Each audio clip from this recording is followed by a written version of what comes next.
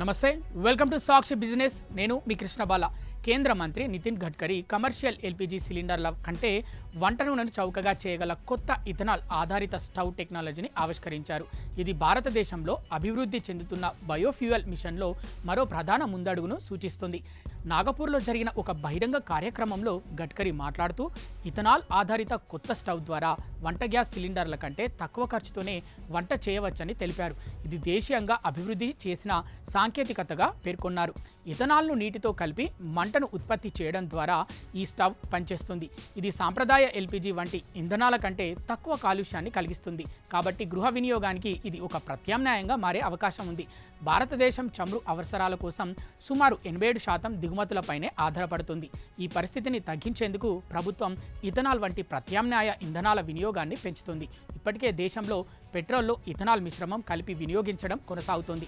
2014లో 1.5% నుంచి 2025 నాటికి దాదాపు 20% ఇథనాల్ వినియోగం పెరిగింది.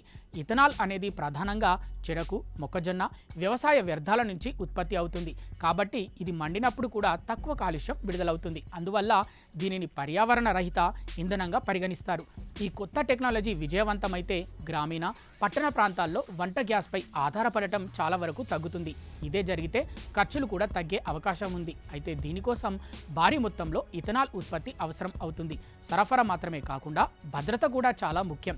ఇవన్నీ సాధ్యమైతేనే ప్రజలు దీనిని విశ్వసిస్తారు, వినియోగించడానికి ముందుకు వస్తారు. సాక్షి టీవీ ప్రసారాలను నిలిపివేయడం చట్టరీత్యా నేరం. సాక్షి టీవీ ప్రసారాల కోసం మీ స్థానిక కేబుల్ ఆపరేటర్ని వెంటనే సంప్రదించండి. డిటిహెచ్లో, ఇంటర్నెట్లో కూడా సాక్షి టీవీ ప్రసారాలను వీక్షించవచ్చు.